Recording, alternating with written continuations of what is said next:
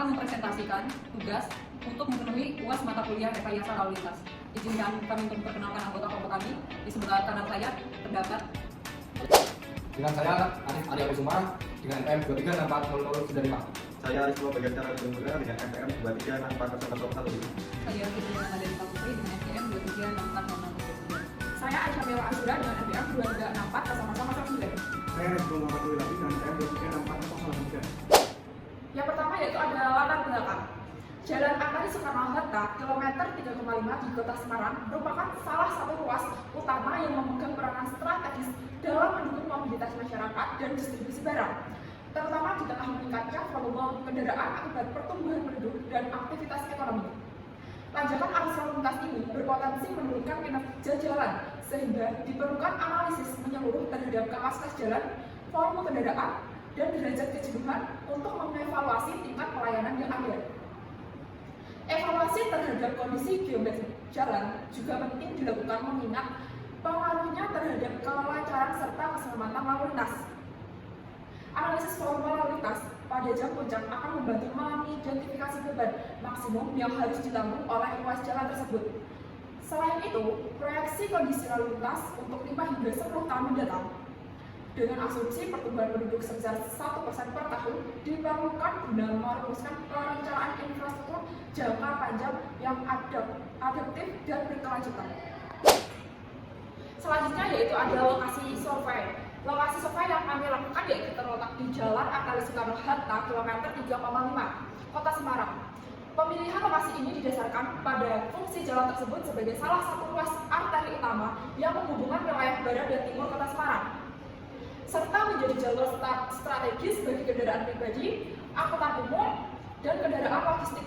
Tingginya volume lalu lintas, terutama pada jam-jam sibuk, menjadikan ruas jalan ini penting untuk dianalisis dari segi kondisi lingkungan, geometri jalan, dan arus lalu lintas. Pengamatan dilakukan selama 1 hari pada hari Selasa, tanggal 11 Maret 2025, dengan fokus pada jam-jam puncak, yaitu pukul 06.00 sampai 09.00 waktu Indonesia Barat pada pagi hari, dan pukul 15.00 sampai 18.00 waktu Indonesia Barat pada sore hari. Selanjutnya yaitu ada kondisi geometrik. Di sini ditampilkan penampakan melintang dari Jalan Arteri Soekarno-Hatta kilometer 3,5 dengan tipe jalan 4/2D di Kota Semarang dengan segmen Jalan Arteri Soekarno-Hatta kilometer 3,5 dengan tipe daerah jalan perkotaan dan memiliki ukuran kota 1.708.830 jiwa dengan panjang segmen 200 meter. Di sini ada saluran air atau selokan yang memiliki lebar 150 cm, lalu ada bahu jalan kanan dan kiri memiliki lebar 50 cm. Selanjutnya ada jalur lalu lintas yang memiliki lebar 700 cm dan juga ada median yang memiliki lebar 100 cm. Lebar jalur lalu lintas Jalan Arteri Soekarno-Hatta kilometer 3,5 berdasarkan pengamatan adalah sebagai berikut. Yang pertama yaitu lebar jalur 14 meter dan jalannya merupakan tipe jalan 2 arah. Yang kedua yaitu tipe perkerasan yang dipakai pada Jalan Arteri Soekarno-Hatta menggunakan perkerasan kaku atau keras. Yang ketiga ada pemisahan arah lalu lintas 60-40 didapat dari tabel fakta ini menyesuaikan kapasitas untuk pemisahan arah didapat nilai FCSP sama dengan 0,97, hambatan sampai sedang atau medium, jumlah penduduk ukuran kota 1-3 juta penduduk. Selanjutnya kami menampilkan kondisi bahu jalan. Lebar bahu jalan pada arteri Soekarno-Hatta adalah kurang lebih 1 meter dengan lebar di sisi kanan kurang lebih 0,5 meter dan sisi kiri kurang lebih 0,5 meter. Jadi bisa dilihat di gambar untuk lebar bahu dari jalan sampai pinggir jalan ini sekitar 0,5 meter. Selanjutnya di kedua sisi bahu digunakan untuk parkir penggunaan. Parkir pada bahu ini paling banyak digunakan adalah kendaraan seperti kendaraan pribadi, kendaraan angkutan barang, dan kendaraan bermotor maupun tidak bermotor. Selanjutnya kami menampilkan kondisi lalu lintas di Jalan Soekarno-Hatta KM 3,5. Dari hasil penelitian data yang diperoleh adalah data yang tersedia hanya arus lalu lintas berjenis per arah dari arah selatan, Dari tabel di samping, hasil periode jam puncak pagi terjadi jam 7 hingga jam 8 waktu Indonesia Barat dengan total kendaraan sebesar 1.379,6 SMP per jam.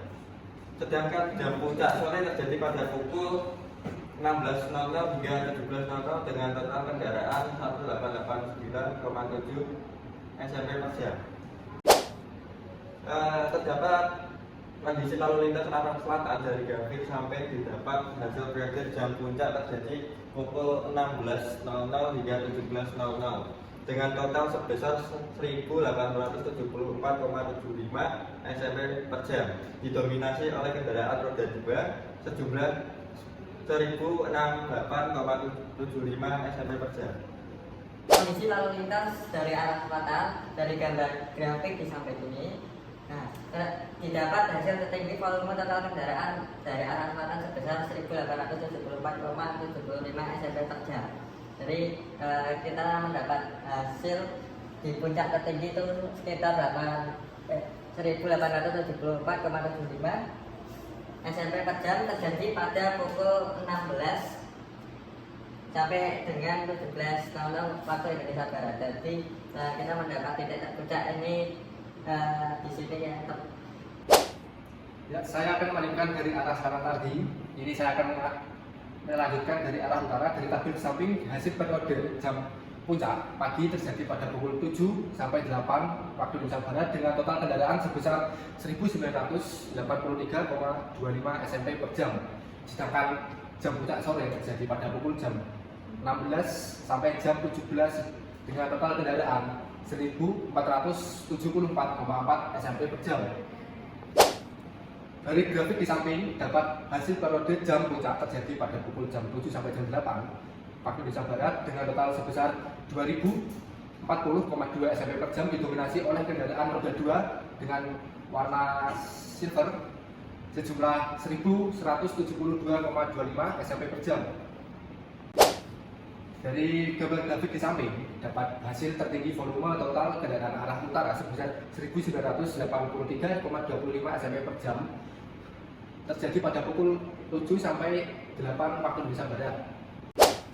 Dan selanjutnya ada gambaran samping. Dari pemeriksaan pada gambar dapat disimpulkan bahwa jalan arteri Soekarno-Hatta pada segmen yang diteliti termasuk jalan yang memiliki hambatan samping tinggi 1 dengan jumlah bobot segmen kisaran antara 500 sampai 899 dengan kondisi khusus daerah komersial aktivitas sisi jalan tinggi dengan memperhatikan 4 bobot pengaruh terhadap kapasitas seperti pejalan kaki PED, kendaraan berhenti atau parkir, PSV, kendaraan bergerak lambat, SMV, dan kendaraan masuk dan keluar dari lahan samping jalan yaitu EEV. Selanjutnya saya akan menjelaskan terkait analisa kecepatan arus bebas. Untuk jalan terbagi, analisa dilakukan terpisah pada masing-masing arah lalu lintas. Seolah-olah masing-masing arah merupakan jalan satu arah yang terpisah. Analisa kapasitas dihitung dengan rumus sebagai berikut. Dengan kecepatan arus bebas kendaraan ringan dikali dalam kurung kecepatan arus bebas dasar kendaraan ringan ditambah penyesuaian lebar jalur lalu lintas efektif dikali faktor penyesuaian kondisi hambatan samping dan dikali dengan faktor penyesuaian ukuran total. Di sini didapat kecepatan arus bebas kendaraan ringan didapat 51,7 km per jam. Selanjutnya analisa kapasitas. Di sini terdapat rumus kapasitas dasar atau CO, di mana rumusnya yaitu faktor penyesuaian lebar jalan dikali dengan faktor penyesuaian pemisah arah untuk jalan tak terbagi dikali dengan FCSW atau faktor penyesuaian hambatan samping dan bahu jalan atau kerek, dan yang terakhir dikali sama FCCS atau faktor penyesuaian ukuran kota, di mana kapasitas dasar dari jalan arteri Soekarno-Hatta kilometer 3,5 yaitu 2.944,92 SMP per jam. Selanjutnya menghitung derajat kejenuhan. Untuk volume lalu lintas lokasi jalan arteri Soekarno-Hatta arah selatan pukul 16.00 sampai 17.00 didapat LV total sama dengan 776 dengan EMP sama dengan 1, HV total sama dengan 25 dengan EMP sama dengan 1,20 dan MC total sebesar 4.275 EMP sama dengan 0,25. Untuk rumus derajat kejenuhan yaitu DS sama dengan Q per C, di mana Q-nya didapat 1874,75 SMP per jam. Untuk derajat kejenuhan arah selatan pada pukul 16 sampai 17 yaitu 0,636. Selanjutnya untuk arah utara pada pukul 7 sampai pukul 8 pagi dengan LV total 715 di mana EMP-nya yaitu 1, HV total sama dengan 80 dengan EMP 1,20, MC total sama dengan 4.689 dengan EMP sama dengan 0,25. Untuk Q-nya didapat 1983,25 SMP per jam, di mana derajat kejenuhannya untuk arah utara 7 jam pada pukul 7 pagi sampai 8 pagi didapat 0,673. Secara rinci, karakteristik lalu lintas dan volume lalu lintas untuk lokasi jalan arteri Soekarno-Hatta kilometer 3,5 dapat dilihat pada tabel derajat kejenuhan yang telah kami hitung. Dari data dapat diambil kesimpulan bahwa lokasi jalan arteri Soekarno-Hatta jam puncak pagi hari terjadi pada pukul 7 sampai 8 waktu Indonesia Barat, di mana waktu tersebut merupakan warga sekitar memulai aktivitas di luar rumah. Sedangkan jam puncak sore hari terjadi pada pukul 16 sampai 17 sore waktu Indonesia Barat, di mana waktu tersebut merupakan jam pulang sekolah dan kantor, serta bertepatan dengan bulan Ramadan, di mana banyak warga keluar mencari makanan untuk berbuka puasa. Selanjutnya ada evaluasi kinerja. Berdasarkan data statistik sensus penduduk Kota Semarang pada tahun 2025 sebesar 1.708.830 jiwa. Untuk mengetahui kondisi lalu lintas pada 5 tahun dan 10 tahun ke depan dengan pertumbuhan penduduk mengalami 1%, maka digunakan persamaan berikut. LHR tahun N sama dengan LHR tahun awal dikali 1 ditambah faktor pertumbuhan penduduk sebesar 1% dikali umur rencana 5 tahun dan 10 tahun. Kemudian ada kinerja ruas 5 tahun ke depan. Kondisi lalu lintas pada saat 5 tahun ke depan untuk arah selatan adalah LHRN sama dengan LHRN 0 kali 1 plus I pangkat N dengan hasil 1970,838. Dengan derajat kejenuhan arah selatan DS Q per C dengan hasil 0,669. Kemudian ada kondisi lalu lintas pada saat 5 tahun ke depan untuk arah utara dengan rumus LHRN sama dengan LHR 0 kali 1 plus I pangkat N dengan hasil 2084,42. Dan dengan derajat kejenuhan arah utara DS sama dengan Q per C dengan hasil 0,708. Selanjutnya ada kinerja ruas 10 tahun ke depan. Kondisi lalu lintas pada saat 10 tahun ke depan untuk arah selatan dengan LHRN sama dengan 2070,89 dan derajat kejenuhan arah selatan sebesar 0,703. Kemudian ada kondisi lalu lintas pada saat 10 tahun ke depan untuk arah utara dengan LHRN sama dengan 2190,74 dengan derajat kejenuhan untuk arah utara sebesar 0,703. Yang terakhir adalah kesimpulan. Yang pertama, kapasitas jalan di lokasi penelitian adalah 2.944,92 cm per jam dan volume tertinggi di arah selatan sebesar 1.874,75 cm per jam pada pukul 16.00 sampai 17.00 WIB dan arah utara sebesar 1.983,25 cm per jam pada pukul 7 sampai 8 WIB. Derajat kejenuhan masih tergolong baik, yaitu 0,637 untuk arah selatan dan 0,673 untuk arah utara. Meskipun mulai mendekati jenuh pada jam sibuk. Kedua, jalan memiliki konfigurasi 4 lajur 2 arah dengan median di tengah, lebar total 14 meter, serta bahu jalan sebesar 0,5 meter di setiap sisi.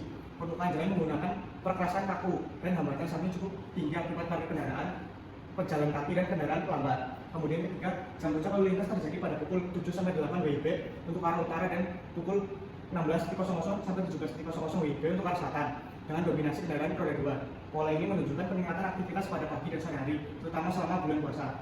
Yang terakhir, dengan asumsi pertumbuhan lalu lintas 1% per tahun, volume lalu lintas arah selatan diperkirakan meningkat menjadi 1967,88 cm per jam dalam 5 tahun dan 2065,87 cm per jam dalam 10 tahun.